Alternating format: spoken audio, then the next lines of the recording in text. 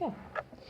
So, Barbara, you've had those lovely legs of yours under that desk for a week now. Who do you blame for this country's pitiful record of industrial productivity? The problem, as I see it, is we need to get our people back to work and stay there. We need a no-strike agreement with the TUC. Are you mad, woman? I told you the Labour Party is dependent on the TUC. This is not easy for me either. It's tearing me apart. This is my draft white paper. In place of strife, we must ban strike. We can't ban strikes. The TUC has 6 million block votes at the Labour Party conference. They bought me this pipe. They pay for me holidays in the Scilly Isles. They underlay me bathroom. But Harold... No, Barbara. You've got this all wrong. I'm going, and I am not coming back until you've got a solution. So, that's a cupboard, is it? It's a stationary cupboard, sir. Well, it's certainly not moving. Doctors, miners, train drivers, dinner ladies. I don't mind the TUC striking when the Tories are in, but we're Labour. They're pissing on their own doorstep. What about management? They have to take responsibility too. It takes two to tango. Don't try and bamboozle me with choreography. I don't care if you're Prime Minister. You gave me this job, and you have to let me do it my way, or I'll turn on you. And you don't want that, because I'm like a she-lion. And have you ever seen a she-lion try to bring down a wild beast? I'm from Huddersfield. Get out! I would if I could. That door there! Right. Cool. So... I'll give you feedback.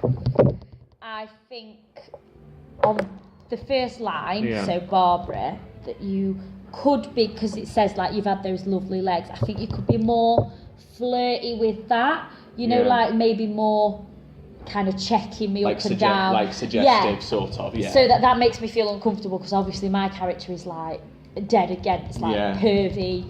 So, yeah. And when you say, are you mad? I think maybe just sort of like bigger surprised faces, like you're not expecting me to say that, like what? And then stubborn. Obviously, you've got to be really stubborn. So maybe you could turn away from me and be like, no. You like fold your arms like a child, like stubborn. Because like no. It does say Harold stands in a huff. So like sort of kind of like really childlike. And then I think when I pipe up here and I'm shouting, you need to be really shocked, like, oh bloody hell. Yeah. She's like I piping up. think when we're doing it, you could like sort of start stepping towards me and get really close, and I'm just kind of like, back. Yeah. And then when you say I'm from Huddersfield, I was thinking you could maybe do that line in like a, I'm from Huddersfield. Yeah. And then like sort of do it out to the audience as well. Yeah, like you really, like you can't believe I've just piped up kind of thing. Right, that's your feedback. Go ahead with mine. Right. I think the problem is as I see it, is we have to get our people to go to work and stay there. Sort of, kind of. I know you don't actually. Well, you do justify that further on, but like justify it within your voice, if you get what I mean. Right. So it's sort of, so you kind of more sort of stand your ground about it. Yeah. And then with the, I think here both of us, in fact, where you get, but Harold and I go, no, Barbara, I think that should be a quicker sort of interruption. So you're like, but Harold and I go, no, Barbara, so it's like straight away. Yeah. And then. You said doctors there, but anyway, it doesn't matter.